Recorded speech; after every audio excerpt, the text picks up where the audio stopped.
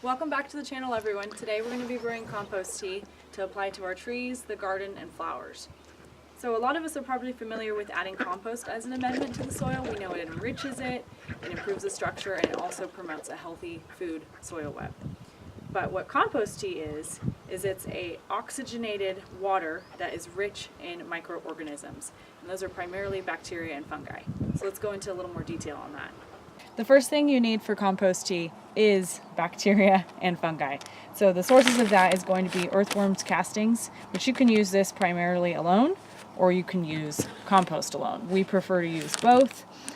This is going to give us more bacteria, and we use our compost that's, you can tell, still breaking down, going to give us more fungi for the compost tea. I actually even went around and picked mushrooms in the garden. You can do that too if you want. The second thing you're going to need is a food source for the bacteria and the fungi. We use two things again here just to help diversify what bacteria and fungi are going to be in that compost tea. We use Kelp Meal, and then we also use unsulfured molasses, which you can see here. So another thing you'll need here is nylon mesh bags. And these ones are specifically for compost tea brewing. You want to find the right one because the microns, how tiny the mesh is relevant to how free-flowing the bacteria and the fungi can be in there. This is actually what you're going to put your worm castings and your compost in. You don't put it directly into the water. So these are all our ingredients. We have a measuring cup, little tablespoon measure. We'll talk about the measurements here in a moment, but we're going to get this brewer filled up with water first. So you can tell we added our water. We're starting to fill up this bin here. This particular bin is 35 gallons, and we're going to fill it up about the 28 gallon to 30 gallon mark. We'll talk about that later, but we don't want it to bubble up over the top here. So we are using water from our spring. If you're using tap water, you want to make sure to fill it up and let that sit there with the top off for at least 24 hours for that chlorine to just kind of evaporate off. You don't want to use that in compost tea. We're going to include a link in our description on the design we used to build this compost tea brewer if you guys are interested in building one of these for your own use too. So now that we have the compost tea brewer filled up with water, we're going to get our ingredients in there. And I will go ahead and include a link for you guys depending on what size of batch you're brewing, what ratio to use of ingredients to that. I'm going to grab my nylon mesh bags. And I usually do half of the ingredients in one bag and half of the ingredients in the other. And I want altogether 10 cups of compost or worm castings. And this is a 4-cup measuring cup.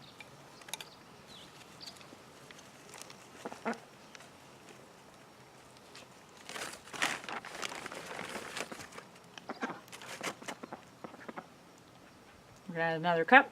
That'll make 5 cups in here total.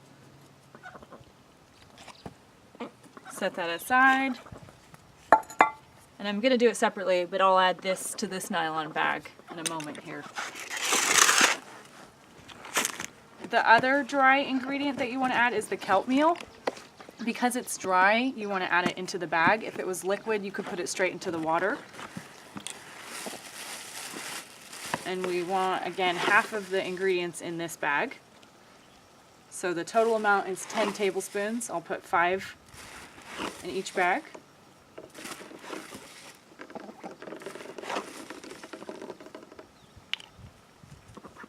And then what you do is roll that up, twist it so it doesn't come out. You can put it right in there and snap your bag shut. There we go. So our last ingredient is going to be molasses. And the ratio on this is 10 tablespoons. Roughly 10 tablespoons.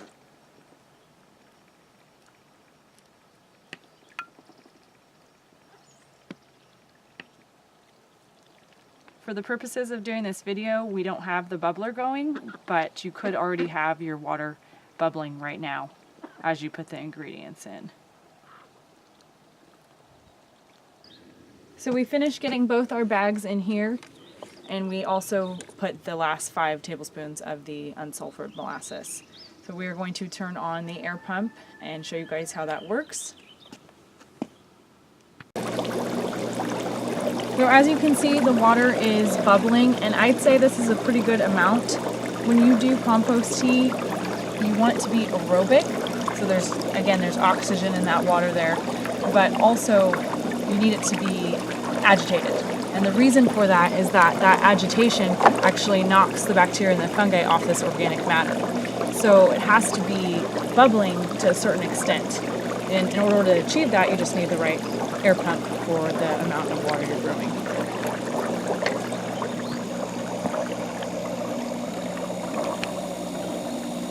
We will go ahead and put the details of that air pump in our description as well. So what you do is put the top on now, and we'll be back in 24 hours. You can let this go 36 hours, but we typically just do about 24 hours. And all that bacteria and fungi in there is going to multiply, and we'll be ready to spray. So the compost tea has been brewing for a little bit over 24 hours. I'm going to go ahead and shut it off. Shut the pump off. And if you want to take a look at it, there's usually bubbles and some froth on top. And so you don't want to let it go a lot over 36 hours, mainly because the bacteria and the fungi in there won't live. They're going to die off, so you want to use it right now while it's beneficial. You should use it within the next 2 to 4 hours on your plants that you want to use it on. Today we're going to be using it on our trees, our fruit trees, nut trees. We're going to hit some plants around here, the flowers, do the veggie garden, the greenhouse. So we're kind of putting that at about approximately 3,000 square foot for this batch right here. So I'm going to go ahead and load up our sprayer that we have out here. You can also put compost tea on with a watering can too. It's better to put it on with a mist. It just gets on the plant a little better that way.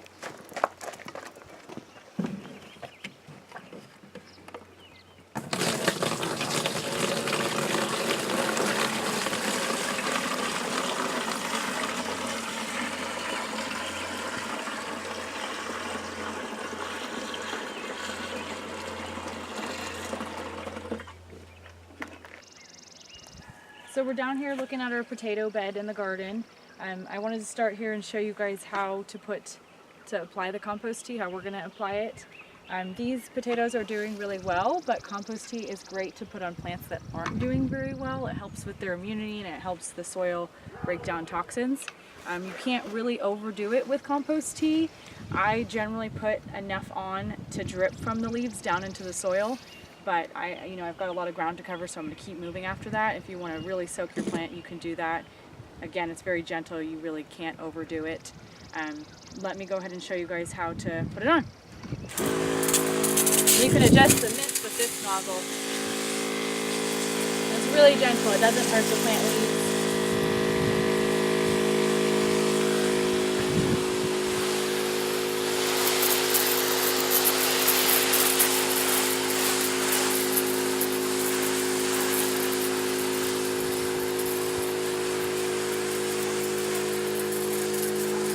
So you want to put compost tea on. Generally, it's better to do it not in this type of weather. This is late afternoon. Usually morning is better when you don't have that hot sun blaring down on the plants.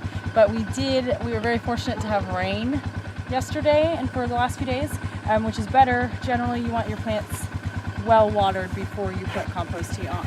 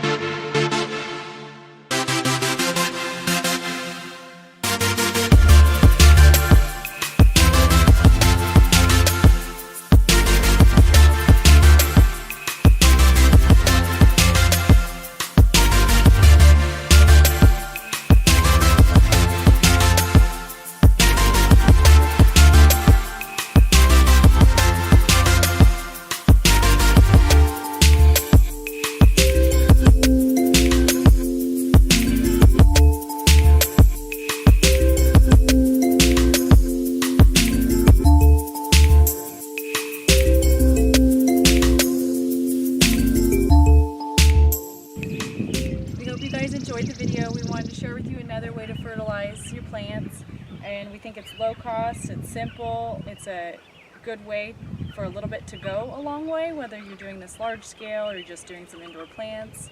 So stay tuned and check back with us to see how our garden's looking later this summer.